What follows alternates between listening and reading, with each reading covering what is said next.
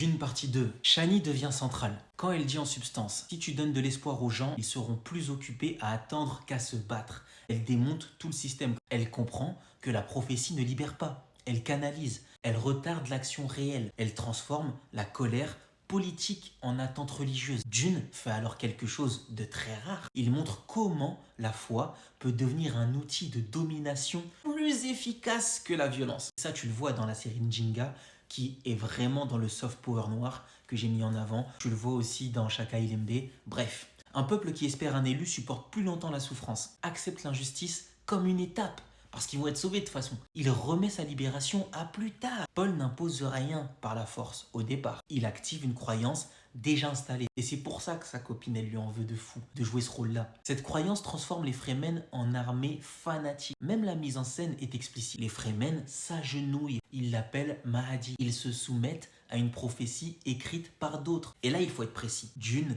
peut être lu comme un récit anticolonial. Il n'y a pas de galère. Frank Herbert dénonce le messianisme. Il critique ouvertement les religions. Tu le vois. Il met en garde contre les sauveurs, montre les dégâts d'un pouvoir religieux instrumentalisé. Et j'ai pas lu le livre, mais dans le film, tu le vois. Mais dans tous les cas, Dune montre malgré tout la colonisation. Que tu le veuilles ou non, cette discussion est risible. Montrer un mécanisme, c'est déjà le faire exister dans l'imaginaire. C'est exactement la même ambiguïté qu'on retrouve ailleurs. Tarzan, par exemple, c'est un homme blanc élevé parmi les Africains. Il parle au gorille, il dirige le Congo.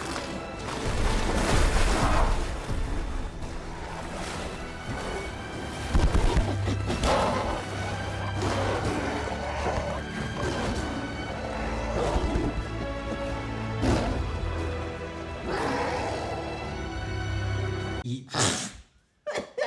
Les bâtards! Merde! Il comprend la jungle mieux que les natifs. Il la dirige mieux qu'eux. Il devient le chef naturel d'un monde qui n'est pas le sien. Calme, il n'y a pas de galère. Ça, c'est le soft power. Le centre émotionnel du récit reste l'étranger. C'est à travers lui que le spectateur apprend, ressent, admire. C'est ça le soft power. À cause du soft power, il y a des Renois. Quand j'étais petit, ils me disaient: mais pourquoi tu sors avec des Renois? T'es un fou. Des Renois, ils sortaient pas avec des Renois. Parce que genre, c'était leur sœur, etc. Ça, c'est le soft power. Bref. Tu peux ne pas le comprendre intellectuellement, d'accord? Mais tu l'expérimentes quand même. Carrément, aux States, il y a une journée qui est autour du Black Love, c'est dire.